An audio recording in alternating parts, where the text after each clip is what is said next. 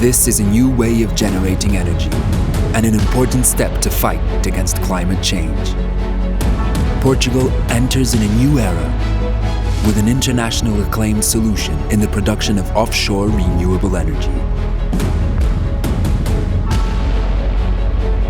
The WindFloat Atlantic project, formed by a consortium made up of EDP Renewables, ENGIE, Repsol, and Principal Power, is the first floating wind farm in continental Europe, just off the coast of Viana, Castelo. This floating wind farm will allow the optimization of natural resources and will speed up the commercial deployment of this innovative technology. WindFloat Atlantic is an example of a more sustainable future for mankind, with the largest turbines ever installed on floating platforms.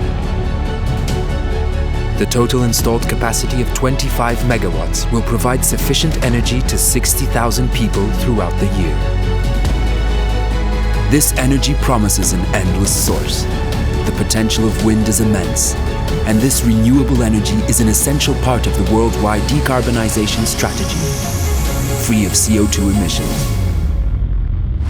The WindFloat Atlantic project is the future we envision. Our mission has begun, and we will continue to nurture the power of nature to make our planet more sustainable.